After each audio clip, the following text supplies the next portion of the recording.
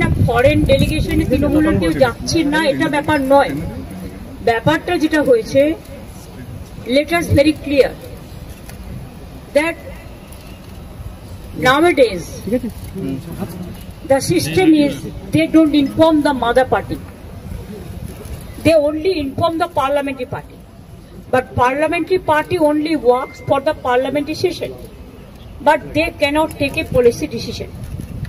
So no request came to us. If the request come to us, then of course we can consider. We are totally in favor of the country.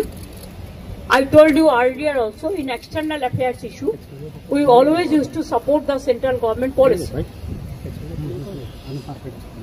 If anything is special, then we will think of, but not now.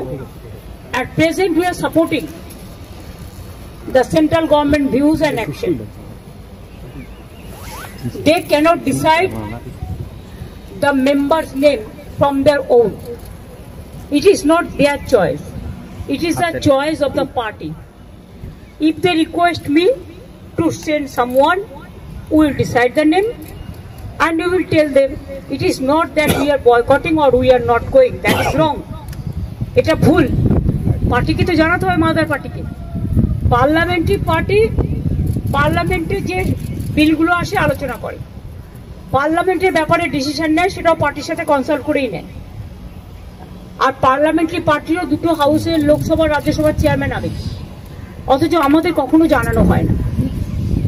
আমাদের জানালে আমরা নিশ্চয়ই নাম দেবো, কেন দেবো না? সুতরাং এটা নিয়ে বিতর্কের কোনো ব্যাপার নেই। We are fully with the government. Did the TMC MP Yusuf Pathan name was suggested for this tour? I told earlier also. I think you are repeating the same question. I said that they cannot decide the name. If they request us, the mother party, the party will decide the name.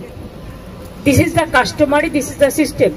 We are totally with the central government regarding external affairs policy, and we are fully supporting them. We don't have any hesitation to say that.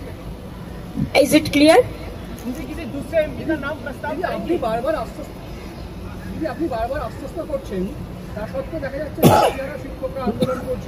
দেখুন please, আপনারা আমাকে এটা নিয়ে কিছু বলতে বলবেন না।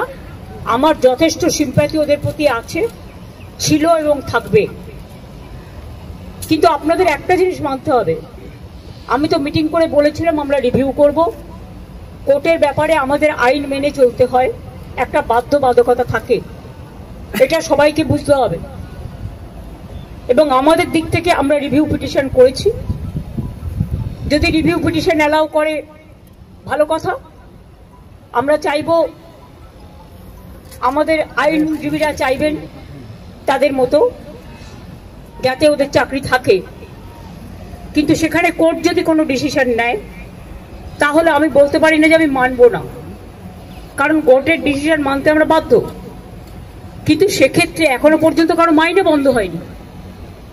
এমনকি গ্রুপ সি গ্রুপ ডি যারা টাকা পাবে না, তাদের জন্য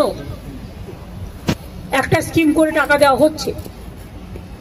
তার উপরে আমি জানি না, আমার একটা জিনিস খুব খারাপ লাগে, যারা উস্কাচ্ছে তারাই কিন্তু মামলাটা করেছে ওদের বিরুদ্ধে। চাকরিগুলো কিন্তু আমাদের জন্য যায়নি। চাকরিগুলো যাদের যাবার পথে দাঁড়িয়েছে সেটার জন্য দায়ী যারা, আমি তাদের বলবো এটা না করলেই পারতেন।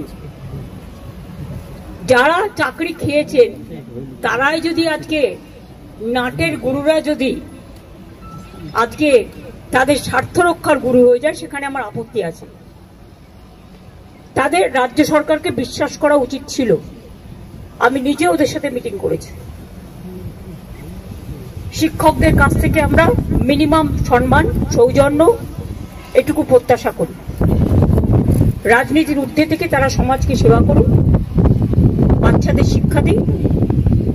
সবাই সমান নয়, কথাও আমি নিশ্চয়ই বলবো। অনেকে কাজও করছেন, তাদের সম্বন্ধে আমাদের কোনো অভিযোগ নেই। যারা আন্দোলন করছেন তাদের সম্বন্ধে আমার কোনো অভিযোগ নেই। আমার অভিযোগ একটাই, কাউকে আটকে রাখা জোর করে যায় না, রাস্তা অবরোধ করে মানুষের ক্ষতি করা যায় না, এটা কারো কাজ নয়। এবং এতে বাইরের লোকেরা আছে। টিচারের সংখ্যা কম, বাইরের লোকের সংখ্যা বেশি।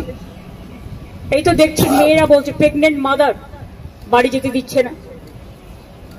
অফিসে কাজ করছে তাকে 14 ঘন্টা, 18 ঘন্টা, 20 ঘন্টা আটকে রেখে দেওয়া হয়েছে।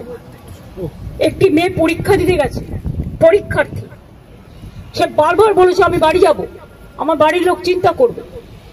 তাকে নামতে দেওয়া হয়নি, বেরোতে দেওয়া হয়নি, এবং সে ভয়ে লাফ দিয়েছে।